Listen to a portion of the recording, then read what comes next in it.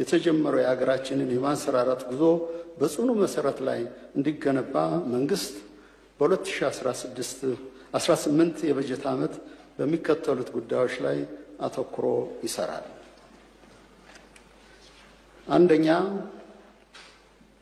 ከስርዓት መለዋወጥ ጋር የማይናዱ ነፃ ገለልተኛና ህዝባዊ ብሔራዊ ተቋማት ለመፍጠር መንግስት ጽኑ መሰረት በመጣል ላይ ይገኛል።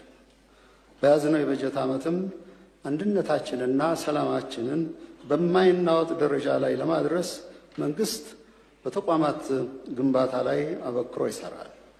ብሔራዊ የጸጥታና የደህንነት ተቋሞችን የስርዓት ለውጥን የሚሻገሩና የሀገርን ቀጣይነት የሚያረጋግጡ ብርቱ ተቋማት እንዲሆኑ መንግስት በቁርጠኝነት ይተጋል። ሁለተኛ፣ በየቦታው የሚታዩ ግጭቶችን በኃይል ማረቅ፣ ማስተካከል የሚቻል ቢሆንም ዘላቂ ሰላም የሚረጋገጠው ግን በሰላማዊ መንገድ ብቻ እንደሆነ መንግስት ጽኑ እምነት አለው። በዚህ እምነቱ የእርቅና የሰላም አማራጮችን በመከተል የሀገራችንን ሰላም አስተማማኝ ለማድረግ እየሰራ ይገኛል።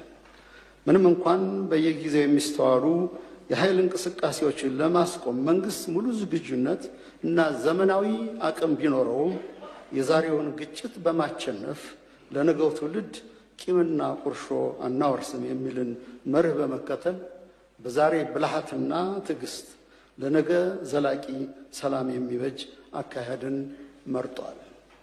ይህ እምነት አገራዊ መግባባትን ለመትከል ዘላቂና ቅቡልነት ያለው ሀገረ መንግስት ለመመስረት ያለው ፋይዳ የላቀ ነው።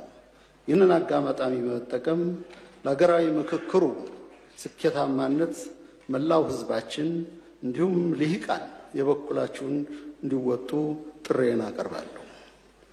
ሶስተኛ፣ ለህዝብ የቀረበና ለህግ የታመነ አስተዳደር ወደ ብልጽግና ለሚደረገው ጉዞ ወሳኝ ነው።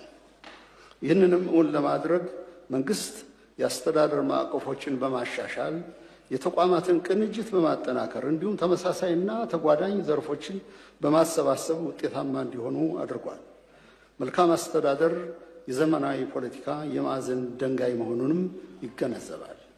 የህዝብ አገልግሎት ለማዘመን በ2025 የዲጂታል ኢትዮጵያ ስትራቴጂ ትልም መሰረት አመርቂ ውጤቶች ተመዝግበዋል። በቀጣይም በ2030 ዲጂታል ስትራቴጂ ይህን ውጤት ወደ ላቀ ደረጃ ለማሸጋገር ይሰራል። የመንግስት ተቋማት የብዙሃነት ማዕከል እንዲሆኑ ይደረጋል። ለህብረተሰቡ የቀረበና እንግልትን የሚቀንስ የአገልግሎት ስርዓት ለመዘርጋት የተጀመረውና ሁሉንም አገልግሎቶች በአንድ ዲጂታል ማዕከል ለመስጠት ያለመው የመሶብ አገልግሎት ተጠናክሮ ተስፋፍቶ ይቀጥላል። የመረጃ አሰባሰብና ትንተና አቅም በላቁ ቴክኖሎጂ በማዘመን በመረጃ ላይ የተመሰረተ የፖሊሲ አፈጻጸምን በማጎልበት የመረጃ ሉዓላዊ አቅማችንም የምንገነባ ይሆናል። አራተኛ፣ መንግስት የዜጎችን ዋስትና የሚያስጠብቅ የፍትህ ስርዓት ለመዘርጋት በ2018 በጀት ዓመት በትጋት ይሰራል። እንደሚታወቀው መንግስት የህግ አስከባሪና ፍትህ ተቋማትን ለማሻሻል ሰፊ ርቀት ተጉዟል። የህግና የአሰራር ማነቆችን በመፍታትና ተቋማቱን በነፃነት በማደራጀት የአቅም ማጎልበቻ ስራዎችም አከናውኗል። የተሻሻሉት የወንጀልና የፍትሐ ብሔር ህጎች በቴክኖሎጂ እንዲታገዙም ተደርጓል። የፍርድ ቤት አገልግሎትን ለማዘመን የተጀመሩ የዲጂታል ቴክኖሎጂ ትግበራዎችን በማስፋት በማሟላትና በማብቃት መርሆች መሰረት ተግባራዊ ይሆናሉ። ባህላዊ የፍትህ አማራጮችም በአሰራር ጎልብተው በፍትህ ስርዓት ውስጥ የበኩላቸውን ድርሻ እንዲወጡ የተጀመረው አሰራር ተጠናክሮ ይቀጥላል። ክቡራትና ክቡራን፣ በያዝነው ዓመት ድህነት ከሚፈጥረው እንግልት በመውጣት ወደ አስተማማኝ የእድገት ምዕራፍ ለመሸጋገር መንግስት ትኩረት ሰጥቶ ይሰራል። በ2018 በጀት ዓመት 9% ጠቅላላ የሀገር ውስጥ ምርት እድገትን ለማረጋገጥም ይተጋል። ለዚህ እቅድ ስኬታማነትም መንግስት ምርትን በብዛት በአይነት በጥራት ያሳድጋል። ተወዳዳሪ የወጪ ንግድ ወይም ኤክስፖርት እድገት ፈጣንና ቀጣይነት ያለው ኢኮኖሚ ለመገንባት በሚያስችል ስልት ተግባራዊ ይደረጋል። ምርታማነትን የሚያሳድጉ አካሄዶችን፣ የግሉ ዘርፍ ተሳትፎን የሚጨምሩ ስትራቴጂዎችን፣ አገራዊ ቁጠባና ኢንቨስትመንትን የሚያጎለብቱ ስልቶችን ተግባራዊ ለማድረግም ይሰራል። አገራችንን ለዘመናት ከኖረችበት የተለቃችነት አበሳ ነፃ በማውጣት አንገቷን ቀና የምታደርግበት አቅምም ይገነባል። እንደሚታወቀው ግብርናችን በተፈጥሮ ላይ መሰረታዊ ፍላጎቶቻችን ደግሞ በውጭ ምርቶች ላይ ጥገኛ በመሆናቸው ለዓለም አቀፋዊ ተለዋዋጭ ሁኔታዎች ተጋላጭ አድርጎናል። በመሆኑም መንግስት የኢኮኖሚ ተጋላጭነትን ለመቀነስና ለተፈጥሮና ለውጫዊ ጫናዎች የማይበገር ተገዳዳሪና ተወዳዳሪ ኢኮኖሚ ለመገንባት ይተጋል። መንግስት ባለፉት ዓመታት ጠንካራ የፊስካል እና የገንዘብ ፖሊሲዎችን ተግባራዊ በማድረግ ምርትና ምርታማነትን በማሳደግ የዋጋ ግሽበት እንዲቀንስ ጉልህ ጥረት አድርጓል። በዚህ ዓመት ይህ ጥረት ተጠናክሮ የዋጋ ግሽበቱ ወደ ነጠላ አሃዝ እንዲወርድ ይደረጋል። ምርታማነትን በማሳደግ አቅርቦትን በማሻሻል የዋጋ ግሽበትን ትንተና አቅምን በማዳበር የግብይት ስርዓቱን በማዛመን እንዲሁም በከተማ ግብርና፣ በሌማት ትሩፋት፣ በስንዴ ልማትና በኢንዱስትሪ የማምረት አቅም የተገኙ ውጤቶችን በማስጠበቅ የዜጎች የኑሮ ጫና ለማቃለል ይሰራል። ከዚህ በተጨማሪም ዘላቂ በቂና ጥራት ያለው የሥራ ዕድል መፍጠር የመንግስት ተቀዳሚ ተግባር ይሆናል። በድጋፍና በሴፍቲ ኔት የሚኖሩ ዜጎች ወደ ምርታማነት እንዲሸጋገሩ ይደረጋል። ከፍተኛ የሥራ ዕድል የመፍጠር አቅም ያላቸው ዘርፎችን በመለየትና በመደገፍ በርከት ያላሉ ዜጎች በአገር ውስጥ እንዲሁም በውጭ አገራትም ጭምር የሥራ ዕድል ይፈጠራል። የግብርናው የልማት ዘርፍ ሁለንተናዊ ብልጽግናን ለማረጋገጥ ወሳኝ መሆኑን መንግስት በእጅጉ ያምናል። በያዝነው ዓመትም ግብርናው ከባህላዊ አመራረት ከፍ ብሎ በቴክኖሎጂ፣ በፋይናንስ አቅርቦት እና በክህሎት ልማት እንዲደገፍ ልዩ ትኩረት በመስጠት የ6.8 በመቶ እድገት እንዲያስመዘግብ ይደረጋል። የምግብ ዋስትናን ከማረጋገጥ ባሻገር የምግብ ሉዓላዊነታችንን የምናጸናበት ዘመንም ይሆናል። የመስኖ አቅማችንን በማጎልበት ግብርናችን የዝናብ ጥገኝነቱ እንዲቀንስ ይደረጋል። የግብርና ግብዓቶች በአገር ውስጥ ማምረት፣ በተለይም የተጀመረውን የማዳበሪያ ፋብሪካ ግንባታ ማፋጠን ዋና የትኩረት አቅጣጫዎች ይሆናሉ። ይህ አገራዊ የዘመናት መሻት እውን እንዲሆን በቅርቡ የመሰረት ድንጋይ መጣሉ ለኢትዮጵያ ታላቅ ብስራት ሲሆን ይህንኑ ራዕይ ወደሚታይ እና የሚጨመጥ የልማት ትልም ላሸጋገሩት ምክር ቤቱን በማስፈቀድ ለጠቅላይ ሚኒስትርና ለመንግስቱና ለመስተዳድሩ ከፍ ያለ ምስጋና አቀርባለሁ።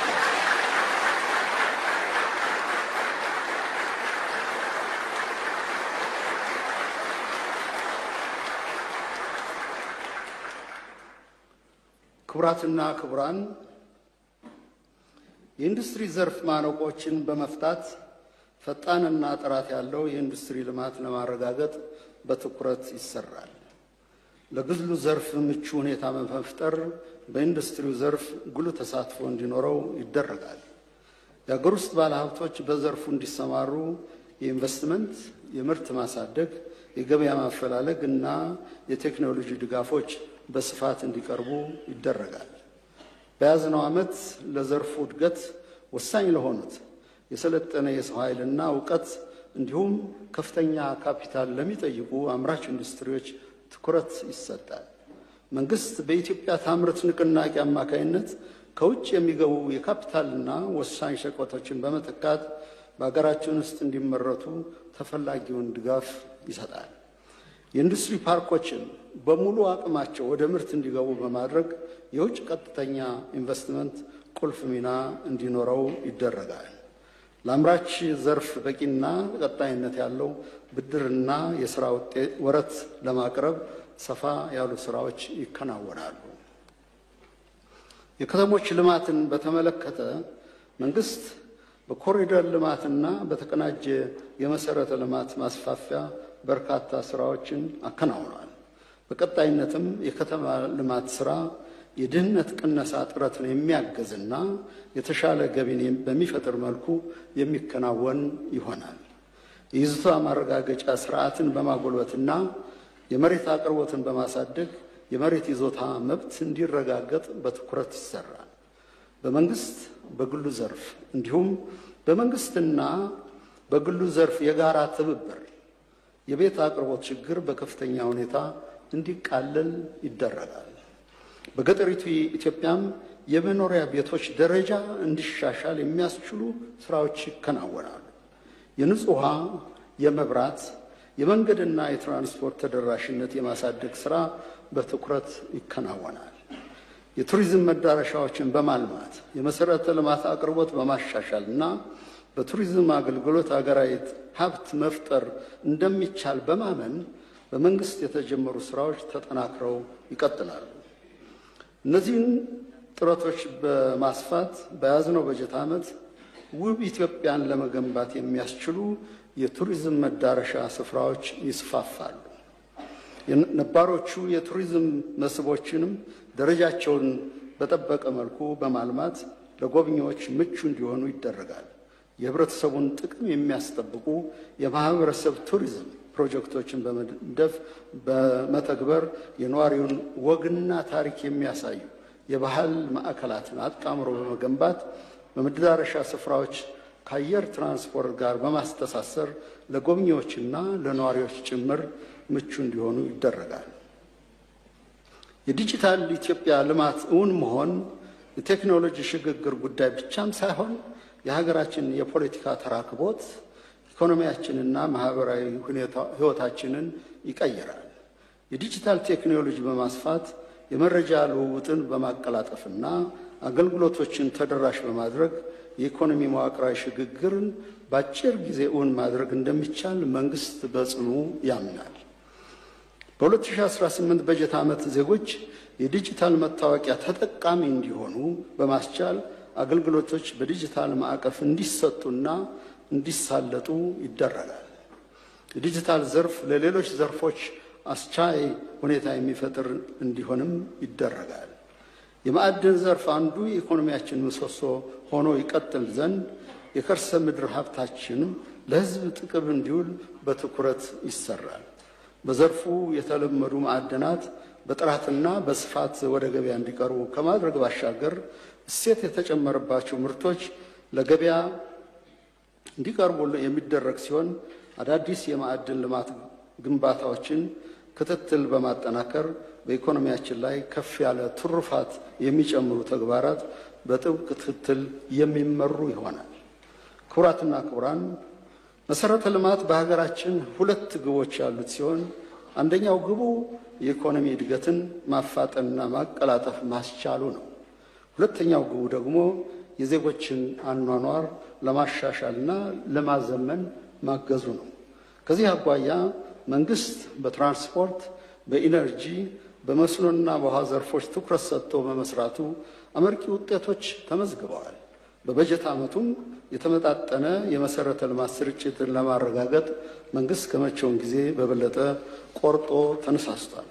በዚህም መሰረት በ2018 በጀት ዓመት አጠቃላይ የሀገር ውስጥ መንገድ አውታር ሽፋን ለማሳደግ ይሰራል። የአየር ትራንስፖርት መዳረሻዎችም ይስፋፋሉ።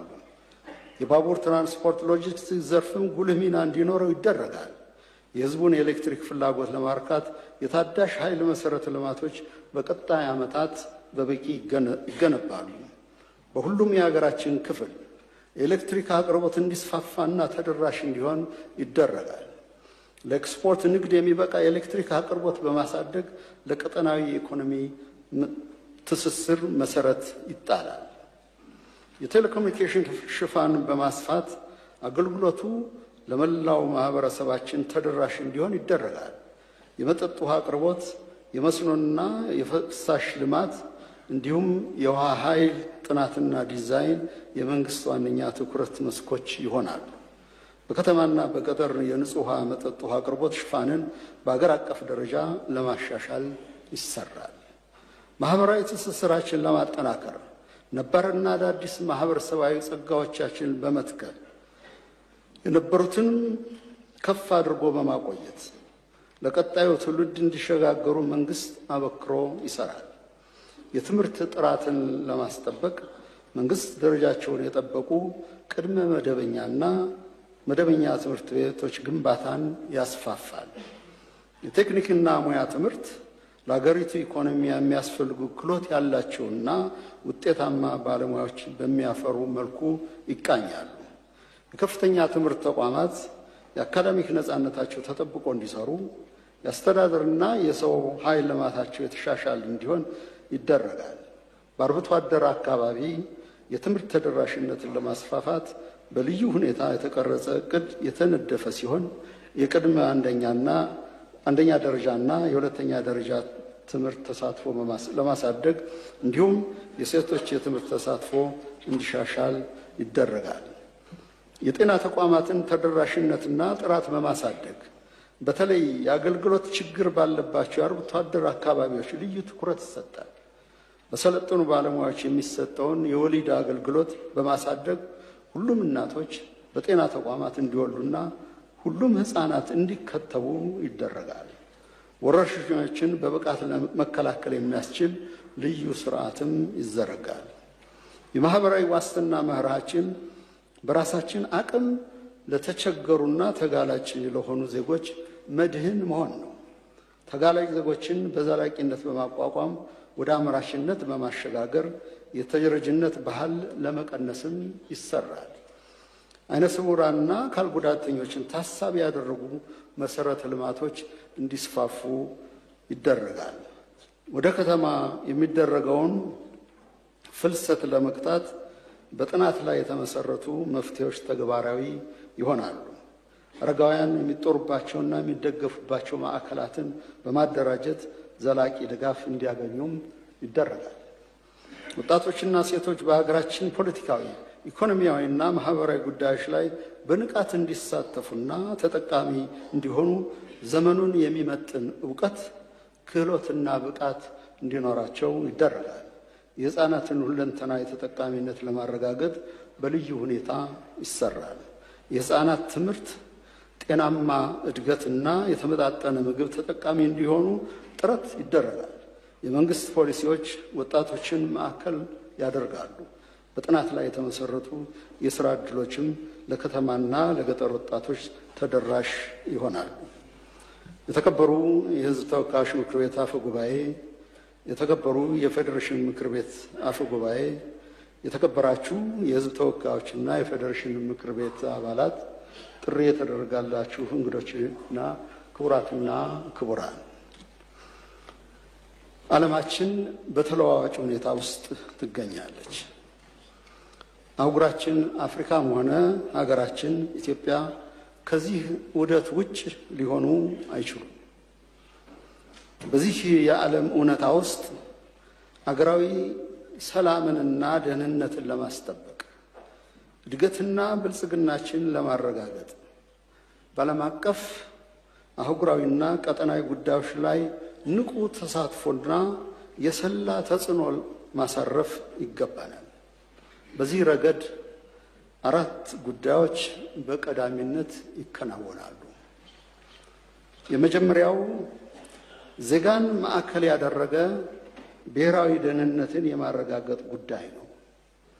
ብሔራዊ ደህንነት የሀገራችንን ዳር ድንበር ማስከበር ብቻ ሳይሆን የዜጎችን ደህንነትና ክብርን ማስጠበቅ ይጨምራል። በማናቸውም ቦታ የሚገኙ ዜጎቻችን ደህንነትና ክብር የሀገራዊ ደህንነት ጉዳያችን ነው። በመሆኑም ህገወጥ ፍልሰትን መቆጣጠር፣ ዜጎች በህጋዊ መንገድ መብታቸው ተጠብቆ እንዲንቀሳቀሱና የሥራ ዕድል ተጠቃሚነታቸው እንዲረጋገጥ ማድረግ፣ በሚኖሩበትና በሚሰሩባቸው ሀገራት መብታቸውን ማስከበር ዋና ትኩረት የሚሰጠው ተግባር ይሆናል። ባልተመቻቸ የሥራ ሁኔታ ውስጥ የነበሩትን ዜጎች ወደ ሀገራቸው እንዲመለሱ የማድረግ ሥራም በቀጣይነትም ተጠናክሮ የሚቀጥል ይሆናል። ሁለተኛው፣ ኢትዮጵያ በአባይና በቀይ ባህር መካከል የምትገኝ ሀገር ነች። ዕጣ ፋንታዋና መጻኢ ዕድሏም ከሁለቱ ውሃዎች ጋር በእጅጉ የተቆራኘ ነው። ይሁን እንጂ ኢትዮጵያ ፍትህን ባልተከተለ መንገድ እና ሕዝብን ባላማከልና ባላሳተፈ አግባብ ተገላ ቆይታለች። ኢትዮጵያ ወደ እነዚህ ውሃዎች እንድትመለስና ፍትሃዊ የልማት ተጠቃሚ እንድትሆን መንግስት በመስራት ላይ ይገኛል። ከ3 አስርተ ዓመታት በኋላ የባህር በር ጉዳይ ዓለም አቀፍ የመነጋገሪያ ሀሳብም ማድረግ ተችሏል።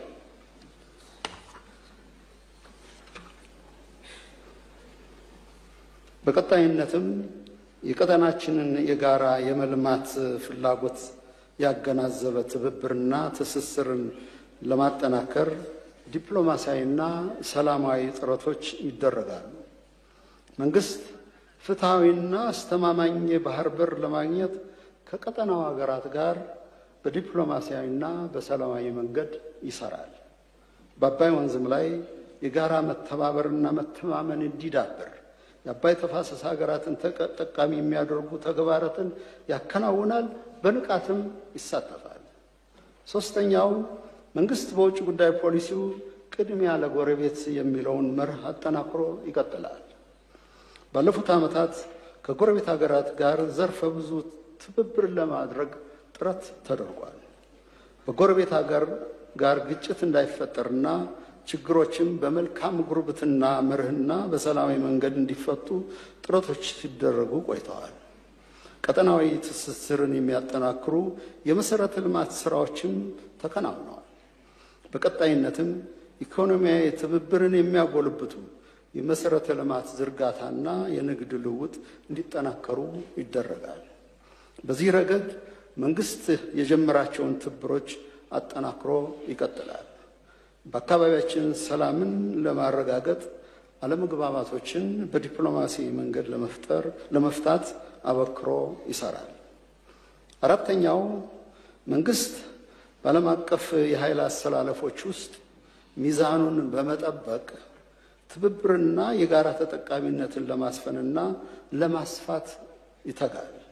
መንግስት በዓለም መድረኮች የኢትዮጵያ ተሳትፎና ተደማጭነት እንዲያድግ፣ የጋራ ተጠቃሚነት እንዲጎለብት፣ በዓለም ወሳኝ ጉዳዮች ላይ አገራችን ጉልህ ሚና እንዲኖራት በትኩረት ይሰራል። ለዚህም አስፈላጊውን ተቋማዊ ጥንካሬ፣ ፖሊሲና አቅጣጫዎች ተግባራዊ ይደረጋሉ። በመጨረሻም ባለፉት የለውጥ ዓመታት የኢትዮጵያ መንግስት በርካታ ፈተናዎች ውስጥ እያለፈ በላቀ ትጋት ፈርጀ ብዙና አመርቂ ውጤት ማስመዝገብ ችሏል። እነዚህ ውጤቶችም የሀገራችንን የፖለቲካ ኢኮኖሚና ጂኦ ስትራቴጂያዊ ቁመና በማሻሻል የቀደመው የታዛቢነት ታሪክ ማብቂያ፣ አዲስ የታሪክ ምዕራፍ መክፈቻና የኢትዮጵያ ማንሰራራት ብስራት ይሆናሉ። በቀጣይ ዓመታትም እነዚህን ስኬቶች በማጎልበትና በማስፋት የኢትዮጵያ መነቃቃትና እድገት ወደማይቀለበስበት ምዕራፍ እንዲሸጋገር ሀገራችንም በአፍሪካ የብልጽግና ተምሳሌት እንድትሆን መንግስት አበክሮ ይሰራል። በያዝነው ዓመት በሀገራችን የሚካሄደው 7ኛ አገራዊ ምርጫ ፍትሃዊ፣ ሰላማዊ፣ ዴሞክራሲያዊና በኢትዮጵያውያን ዘንድ ተአማኒ ይሆን ዘንድ መንግስት በኃላፊነት ይሰራል። መላው የሀገራችን ሕዝብ ኢትዮጵያ ያቀደቻቸውና የጀመረቻቸውን ግዙፍ የለውጥ እርምጃዎች አበርትቶ እንዲደግፍና በትጋት እንዲሳተፍ ጥሬን እያቀረብኩ የኢትዮጵያ ወዳጆችና የብልጽግና አጋሮችም ከኢትዮጵያ መንግስትና ሕዝብ ጎን በመቆም የዚሁ ስኬት ሁነኛ አጋዥ እንዲሆኑ ጥሬን አስተላልፋለሁ። መልካም የተግባርና የስኬት ዓመት እንዲሆን እመኛለሁ። ኢትዮጵያ በልጆቿ ታፍራና ተከብራ ለዘላለም ትኖር። አመሰግናለሁ።